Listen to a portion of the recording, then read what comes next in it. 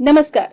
Doctor Bhimrao Ambedkar विश्वविद्यालय के सामुदायिक रेडियो स्टेशन 90.4 मेगाहर्ट्ज जागरण की आवाज पर मैं पूजा एक बार फिर से आप सभी का इस्तकबाल करती हूँ, स्वागत करती हूँ। हमारे रेडियो फ्रीक्वेंसी पर तो आप हमें सुन ही पा रहे हैं, साथ ही साथ हमारे ऑफिशियल यूट्यूब पेज पर आप हमारे साथ जुड़े ही रहते हैं और बहुत सराहना आपकी मिलती है, उसके लिए बहुत बहुत धन्यवाद। हमेशा कुछ नया कुछ खास हम करने की कोशिश करते हैं, कुछ बहुत ही बेहतरीन शख्सियत से आपको रूबरू कराते हैं और आज भी कुछ ऐसा ही होने वाला है। जी हाँ, आज हम बहुत ही सौभाग्यशाली अपने आप को महसूस कर रहे हैं क्योंकि हमारे स्टूडियो में आज हैं देविका एस देवेंद्र जी, जो है state executive member adviser, government of Uttar Pradesh, state transgender welfare board, minister of status. Devika ji, आपका बहुत बहुत स्वागत है हमारे स्टूडियो में and thank you so much. आपने अपने कीमती समय में से समय निकाला हमारे यूनिवर्सिटी में आने के लिए, रेडियो में आने के लिए। बहुत शुक्रिया, बहुत शुक्रिया। बहुत सारी बातें आपसे करने का मन है क्योंकि जब से मैं पूरे दिन से आपको सुनती ही आ रही हूँ, जितना सुनूं उतना कम लग रहा है। आपने बाबा साहब आम्बेडकर जी को भी कोट किया कि भाई जिसने शेरनी का दूध पिया है तो वो शेर की तरह तो दहाड़ेगा, यानी शिक्षा। आज के इस कार्यक्रम में हम ट्रांसजेंडर इक्वेलिटी के ऊपर आपसे बात करना चाहते हैं, लेकिन उससे पहले मैं चाहूंगी कि हमारे सभी सुनने वाले और साथ में देखने वाले भी देवेंद्र से देविका की जो जर्नी रही उसके बारे में कुछ बताइए। जी, सब पहले नमस्कार साथियों। और आज मैं बहुत उत्साहित महसूस कर रही हूँ कि मैं आज रेडियो में डॉक्टर भीमराव अंबेडकर के जो हमारा कम्युनिटी रेडियो है आपका, आज जिसने ये अवसर दिया कि मैं आज अपनी बात आप लोगों से कर सकूँ। समाज का वो सबसे कमजोर तबका जिसे हम ट्रांसजेंडर कहते हैं, जिसे हम कई तरह के उपनामों से जानते हैं, समाज में जो दरकिनार है, जो शोषित है, जो वंचित है, आज भी जो आपसे हाथ फैला के ये गुहार कर रहा है कि उसे कुछ नहीं चाहिए, उसे चाहिए तो समाज में एक बराबरी का दर्जा, क्या हम वो दे पा रहे हैं? देवेंद्र से देविका बनने का सफर बहुत सरल नहीं था, बहुत मुश्किलों भरा था, पर मैं कहूँगी नामुमकिन भी नहीं था। मेरा नाम देविका देवेंद्र एस मंगलामुखी है और मैं स्टेट एग्जीक्यूटिव मेंबर एडवाइज़र हूँ Uttar Pradesh transgender welfare board की। उसके साथ साथ मैं सरकार के लिए ट्रांसजेंडर राइट्स के लिए काम करती हूँ। मैं सरकार की उत्तराधिकारी हूँ और राज्य मंत्री के समकक्ष दर्जा प्राप्त में काम करती हूँ। सरकार ने ये बोर्ड बनाकर ट्रांसजेंडर समुदाय को मुख्य धारा में लाने के लिए अवसर दिया है और देवेंद्र से देविका बनने का जो सबसे बड़ा प्रयोजन था कि देवेंद्र जब पैदा हुआ था तो उसका शरीर तो जरूर देवेंद्र का था पर आत्मा देविका की थी, क्योंकि मुझे लगता है कि देवेंद्र को देविका बनना तभी संपन्न हो सकता था जब देवेंद्र की आत्मा जो है वो देविका की थी। वरना किसी शौक है लड़कियों की तरह कपड़े पहनना, लड़कियों की तरह सज सवज कर रहना, क्योंकि बड़ा हमारे समाज में बड़ी एक खास बात है कि एक लड़का जब लड़कियों की तरह रहता है लोग उसे कई तरह के उपनामों से परिभाषित करते हैं, पर कभी कोई ये पूछने नहीं जाता है, कभी ये कोई तराशने नहीं जाता है कि उस व्यक्ति पर क्या गुजर रहा है। ईश्वर हम ट्रांसजेंडर व्यक्तियों के साथ बड़ा अनोखा खेल खेलते हैं कि शरीर को छोड़ देते हैं, आत्मा को छोड़ देते हैं और मन को छोड़ देते हैं। यानी शरीर कुछ और कह रहा है, आत्मा कुछ और कह रही है और मन कुछ कह रहा है। और इन विषमताओं से लड़ते हुए, समाज की हर बुराई को तोड़ते हुए हम आगे बढ़ते हैं। तो किस उम्र में देवेंद्र को ये महसूस हुआ कि मैं देवेंद्र नहीं, असल में अंदर से देविका हूँ? जब मैं 14 वर्ष की थी तब मुझे ऐसा लगने लगा कि कुछ तो मेरे अंदर अलग है, कुछ मेरे अंदर उम्दा है, कुछ मेरे अंदर बहुत डिफरेंट है, जो मुझे सब और लोगों से अलग और अलहदा बनाता है। और वो था देवेंद्र का देविका बनना। बिकॉज जब मैं 14 साल की थी मुझे गुड्डे गुड़ियों से खेलना पसंद था, मुझे लड़कियों के समान कपड़े पहनने पसंद था, मेकअप करना पसंद था, बाल बढ़ाना पसंद था। बाल नहीं होते थे तो जो घर में टॉवल होती है उसको लपेट के मैं बालों में लगा लेती थी, नेल पेंट लगा लेती थी, मम्मी के कपड़े पहन लेती थी, जो कजिन थी मेरी उनके कपड़े पहन के मैं नाचा करती थी और घुमा करती थी। मुझे बड़ा अच्छा लगता था, पर समाज को ये पसंद नहीं था। समाज ने कहा या तो ये मानसिक रूप से बीमार है, और परिवार को तो कभी ये गुजारा था ही नहीं। मैं ऑर्थोडॉक्स ब्राह्मण फैमिली में पैदा हुई, एक ऐसा परिवार जहाँ पे संस्कारों को वैल्यू दी जाती थी, धर्म को वैल्यू दी जाती थी, सनातन धर्म को वैल्यू दी जाती थी, हमारे रीति रिवाजों को वैल्यू दी जाती थी। वहां पे मैं एक नामुराद पैदा हो गई, जिसको कभी मांगा नहीं गया, जिसको कभी चाहा नहीं गया, ऐसी ना चाहने वाली बेचाह में पैदा हो गई। और वहां से मैंने देवेंद्र से देविका बनने का सफर 14 साल की उम्र के बाद शुरू कर दिया। मुझे पता चला कि आप एक ऐसे परिवार से हैं, आर्मी बैकग्राउंड से हैं आप, और आपके परिवार में आपके माताजी का भी आपको सपोर्ट नहीं मिला, लेकिन हम आपको सैल्यूट करते हैं। हम आप पर बहुत प्राउड फील कर रहे हैं। क्यों? क्योंकि आपने अपने ग्रेजुएशन में साइंस स्ट्रीम ली, लेकिन आपने तुरंत ही चेंज किया। आपने अपना पोस्ट ग्रेजुएशन जो किया वो इंग्लिश लिटरेचर में किया। ऐसा क्यों? ये मैं कहती हूँ कि ये नियति होता है। जब मैं कॉलेज में थी तो मैंने बीएससी किया, साइंस स्ट्रीम से मैं रही, कैटरिंग टेक्नोलॉजी में मैंने अपना काम किया। एक कला और साहित्य से मेरा बड़ा खासा रिश्ता रहा। कला साहित्य मेरे जीवन में एक बहुत अभिन्न काम किया, क्योंकि मैं एक कथक नृत्यांगना होने के साथ साथ मैं एक लेखिका भी हूँ। मुझे कविताएं लिखना, कविताओं को पढ़ना, निबंध लिखना, निबंधों को पढ़ना, उन पे घंटों मनन करना, और फिर अपनी जो इमोशंस है, मेरी जो भावुक व्यक्ति है, जो मेरी भावनाएं हैं, उनको प्रकट करना मैंने वहां से शुरू किया। और उसका आप ये देखिए, उसका बेनिफिट मुझे ये हुआ कि मैं एक अव्वल दर्जे की साहित्यकार बनी। आज मैं साहित्य अकेडमी के कार्यक्रमों में जाती हूँ, वहां पे मैं लेखन पाठ्य पुस्तक से जुड़ी हूँ। मुझे कविताएं लिखने का बहुत शौक है, किताबें लिखने का बहुत शौक है, और मैं निबंधकर्ता के रूप में अपने आप को देखती हूँ। मुझे समसामयिक विषयों पे, नारी सशक्तिकरण पे, लैंगिक समानता पे, लैंगिक सशक्तिकरण पर, इन पे बोलना और लिखना बहुत ज्यादा पसंद है जी। और इसके साथ ये भी बहुत बड़ी बात है कि आप भारतवर्ष की पहली ट्रांसजेंडर कथक नृत्यांगना हैं। हाँ जी। और हमारा ताज महोत्सव ही नहीं, बहुत सारे मंच ऐसे रहे हैं जिन्हें आपने शोभान्वित किया है। बिल्कुल, ये कथक कहते हैं, कथक मेरी आत्मा था। मुझे नहीं पता कथक मुझे कैसे मिल गया, क्योंकि मेरे जैसे ट्रांसजेंडर व्यक्ति को बड़ा थोड़ा सीखने को मिला। जैसे और सामान्य बच्चे और बच्चियां होते हैं, उनके माता पिता कथक के स्कूल में उनको ले जाते हैं, गुरुओं को पैसा देते हैं। ना तो मेरे पास पैसा था, ना ही मेरे पास गुरु थे। जिस दरवाजे में जाती थी, वो दरवाजा ये कह के बंद हो जाता था कि तुम तो हिजड़ा हो, तुम तो छक्का हो, तुम्हें हम कथक नहीं सिखा सकते हैं।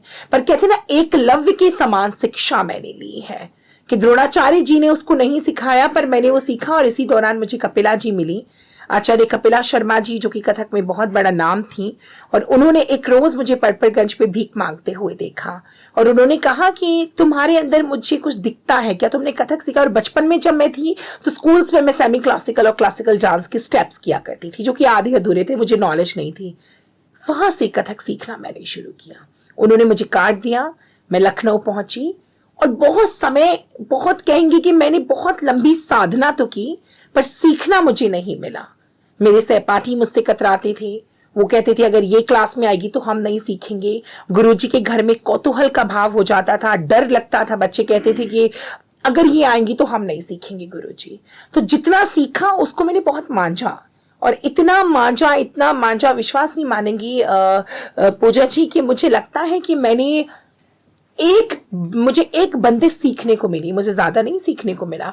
उस बंदिश को मैंने 1000 बंदिशों में कन्वर्ट किया, 1000 चीजें उसकी बनाई। वॉशरूम से लेके रात को सोने तक मैं उसी को अपने मन में पढ़ती रही, उसी को मन में कैलकुलेट करती रही कि ये यहाँ से ये टुकड़े में 2 मात्रा कम हो जाएंगी तो उसको इस ताल में बना देंगे। Mathematics, because classical music and classical dance not only performing arts, ये एक मैथमेटिक्स है।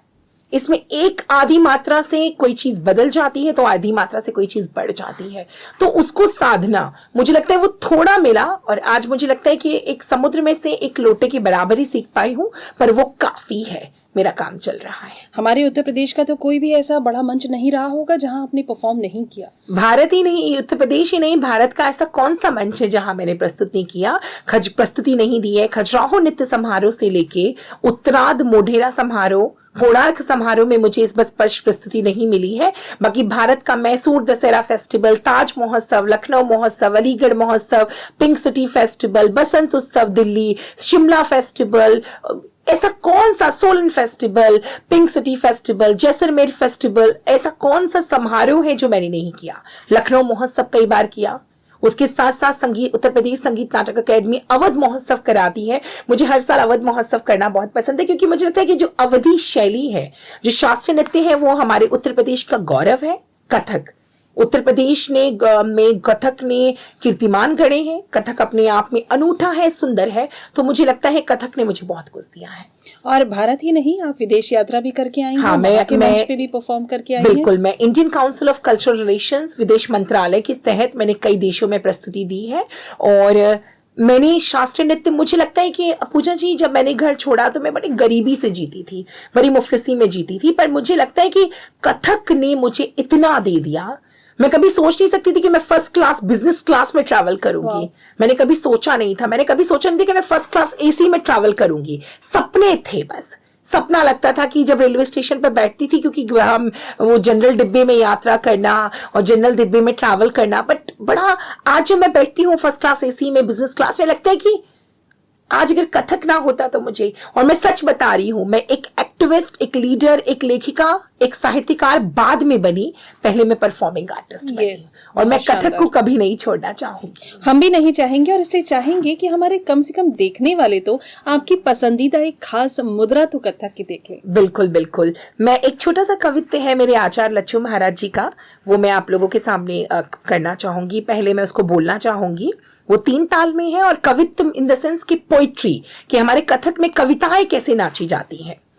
तो वो कुछ इस तरीके से है। 3 ताल 16 मात्रा दुर्ग है। दिन दिन ना ना दिन दिन ना ना दिन दिन ना ना दिन दिन ना दिन दिन ना ना दिन दिन ना ना दिन दिन ना ना दिन दिन ना नाचत गोपाल लाल तत्त धिकिट घिगितड़ांग राधा मुस्कान धकड़त धुमकड़त घिन्न डांग मुरलीधर अधर लीनी सावरेन एकता राधिका ने नृत्य कियो मार के कटाक्ष बाण दिन दिन दिन जात जात तट तट तट यमुना के दृगन दृगन नीन जात कुंज कुंज भटक भटक दृग दृग दिग गोपिन को दृग दृग दृग ग्वालन निरखे हैं नैन जिनके गोवर्धन धारी धन धन धन भाग जिनके हैं धन धन धन भाग जिनके हैं धन धन धन भाग जिनके हैं। वाह वाह वाह, क्या बात है, क्या बात है, बहुत ही खूबसूरत, बहुत ही शानदार। Thank you so much. और मैं तो चाहूंगी मुझे भी ऐसा सौभाग्य प्राप्त हो कि जल्द ही आपको मैं मंच पर बहुत बहुत शुक्रिया। बहुत अच्छा लगा आपके बारे में जानकर, आपके बारे में समझकर। जहां आप एक ब्राह्मण परिवार से, एक बहुत ही सक्षम परिवार से आप वहां पढ़ती थी, आपका भरा पूरा परिवार था,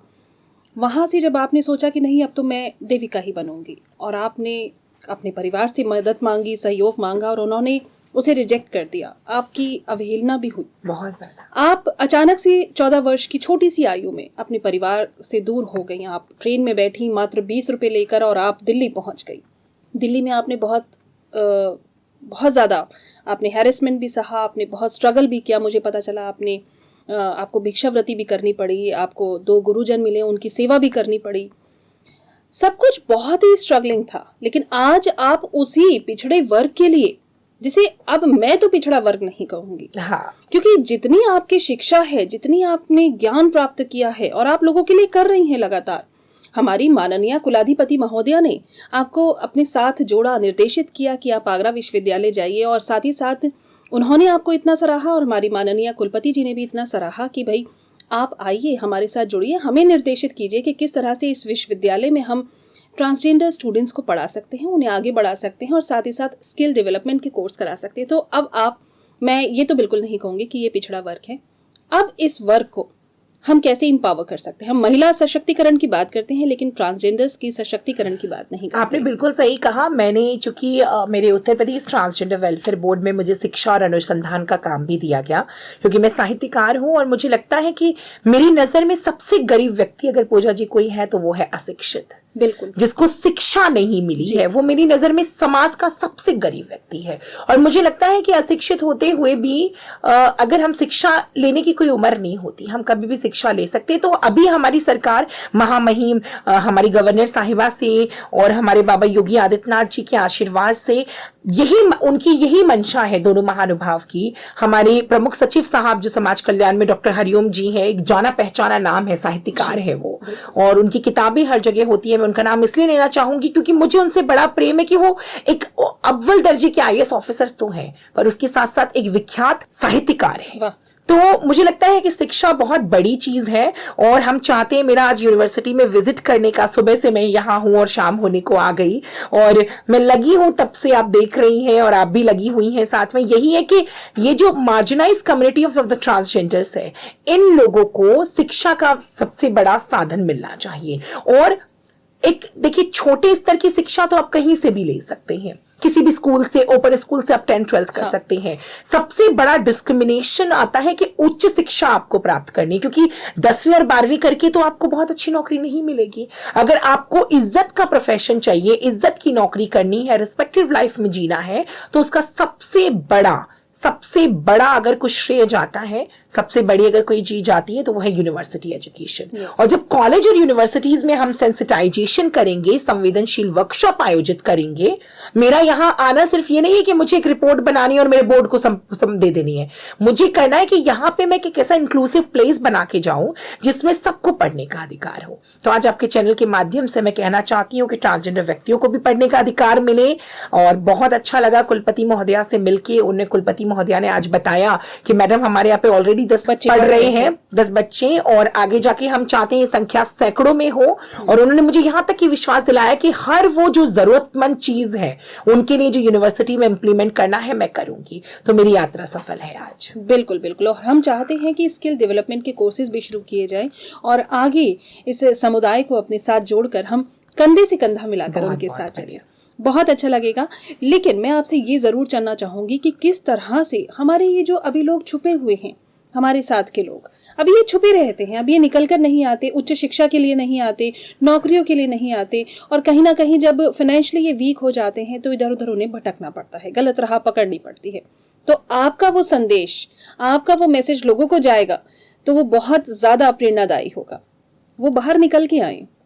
आपने बिल्कुल सही कहा। मैं जरूर कहना चाहूंगी कि अगर मैंने चुप्पी नहीं तोड़ी होती तो मैं देवेंद्र से देविका नहीं बनती।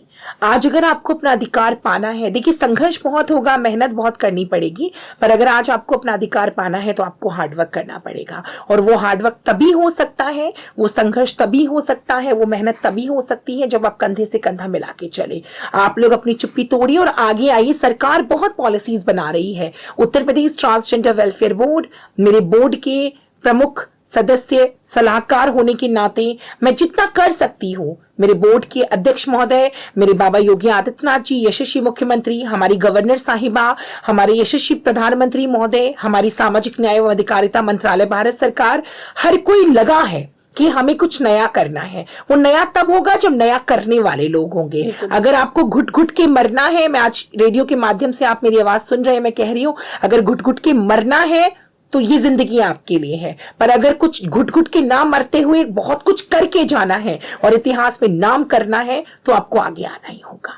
देविका जी, बहुत सारी गवर्नमेंट की स्कीम्स भी हैं जो बहुत सहूलियत प्रदान करती हैं और उनके बारे में हम अभी तक अनभिज्ञ हैं, कृपया वो हमें बताइए। बहुत सारी स्कीम्स में हमारे उत्तर प्रदेश ही नहीं, कई राज्यों में फ्री पेंशन पॉलिसीज है ट्रांसजेंडर्स के लिए।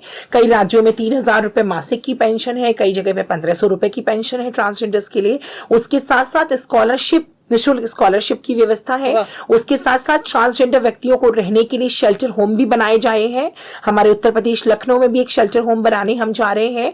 फ्री चिकित्सा वो आपके लिए है। आप चूंकि हम ट्रांसजेंडर लोग अपनी जेंडर आइडेंटिटी के लिए सबसे ज्यादा परेशान रहते हैं, जो कि हम जेंडर डिस्फोरिया से पीड़ित होते हैं, लैंगिक असमानता से पीड़ित होते हैं, तो सेक्स रिकंस्ट्रक्शन सर्जरी, अपनी लैंगिकता को सुधारने के लिए जो सर्जरीज कराई जाती है वो भी निःशुल्क है। एम्स में बहुत अच्छी पहल करी है और बहुत जल्दी हॉस्पिटल्स में ये सरकारी हॉस्पिटल्स में भी है और प्राइवेट, पूरे भारतवर्ष में नहीं, अभी एम्स में है, अभी दिल्ली एम्स में है और प्राइवेट संस्थान जो है वो दिल्ली में कर रहे हैं। और बहुत जल्दी हम पीजीआई के साथ मिलके, एसजी पीजीआई के साथ मिलके हम शल्य चिकित्साएं हमारे लखनऊ में भी होगी। बहुत जल्दी हम एक सुपर स्पेशलिटी हॉस्पिटल कम वार्ड लेके आ रहे हैं ट्रांसजेंडर्स के लिए सेपरेट लखनऊ में। और उम्मीद है कि बहुत जल्दी हम ट्रांसजेंडर्स को प्लस जो हमारे नेशनलाइज बैंक हैं वो ट्रांसजेंडर समुदाय को मुख्य धारा में जोड़ने के लिए 50% सब्सिडी के साथ लोन की व्यवस्था दे रहे हैं। जैसा आपने बताया कि मैं करना चाहती हूँ, आपका बहुत बड़ा मन है कि आप वोकेशनल ट्रेनिंग चालू करना चाहती हैं, जैसे कि उनको तो कितनी सारी फैसिलिटीज है। देखिए, अगर आप लाभ नहीं लेंगे, आप घर में छुपे रहेंगे, दबे रहेंगे, तो कोई भी नहीं सुनेगा। प्यासा कुएं के पास जाता है, कुआं कभी प्यासे के पास नहीं आता। तो हिम्मत करिए, आगे बढ़िए, आने वाला भविष्य आपका है। माननीय देविका जी, आज आप हमारे स्टूडियो में आई हैं, ये बहुत ही हमारे लिए सौभाग्य की बात है। आज मैं आपसे रूबरू हो रही हूँ, आपसे बहुत कुछ सीखने जानने को मिला। हमारे इस सामुदायिक रेडियो में आके आपको कैसा लगा? आपके शुभाशीष वचन। बहुत अच्छा लगा। पूजा जी के लिए तो क्या ही बोले, एक डायनेमिक पर्सनालिटी है। सुबह से लेकर शाम तक वो मेरे साथ हैं, पूरा मैनेजमेंट देख रही हैं। मुझे लगा ही नहीं कि मैं घर से दूर हूँ। मुझे ऐसा लगा कि मैं आज अपने ऑफिस में हूँ या अपने घर में बैठी हुई हूँ। इतना प्रेम मुझे मिला। और वाकई में ये कम्युनिटी रेडियो की आवाज घर घर तक जानी चाहिए। आगरा की आवाज आगरा की आवाम तक पहुंचनी चाहिए। और आज इस चैनल के माध्यम से, रेडियो के माध्यम से मैं चाहती हूँ कि तस्वीर बदलनी चाहिए। और वो तस्वीर तभी बदलेगी जब पूजा जी जैसे काफी सारे लोग हमारे सामने आएंगे और आगे बढ़ेंगे। Thank you so much. मैं दोबारा से डॉक्टर भीमराव अंबेडकर यूनिवर्सिटी आगरा के कम्युनिटी रेडियो के तमाम सभी पदाधिकारियों को, सभी व्यक्तियों को, टेक्नीशियन टीम को, टेक्निकल सपोर्ट को, पूजा जी को और सभी लोगों को मैं तहे दिल से शुक्रिया अदा करती हूँ मुझे यहाँ बुलाने के लिए और मेरी बात को जनता तक पहुंचाने के लिए, क्योंकि अगर चुप्पी नहीं तोड़ेंगे तो कभी कुछ नहीं होगा। बदलाव जरूरी है। बिल्कुल। और ये आगरा की आवाज जब आपके साथ जुड़कर अब आगे बढ़ेगी तो डेफिनेटली बहुत अच्छे नए रूप में आएगी। जरूर, शुक्रिया। माननीय देविका एस देवेंद्र जी जो हैं state executive member adviser government of Uttar Pradesh, state transgender welfare board, minister of status, आज ये हमारे साथ रही। इन्होंने बहुत बेहतरीन जानकारियां दी, अपने सफर के बारे में बताया। उन्होंने बहुत खूबसूरती से इस कार्यक्रम को रंग दिया है। बहुत अच्छा लगा मैम आज आप हमारे स्टूडियो में आई and thank you so much for being with us. It's a pleasure. बहुत बहुत धन्यवाद। Thank you. तो इसी तरह आपसे फिर से होगी मुलाकात कुछ और खास शख्सियत के साथ। तब तक पूजा को दीजिए इजाजत। नमस्कार।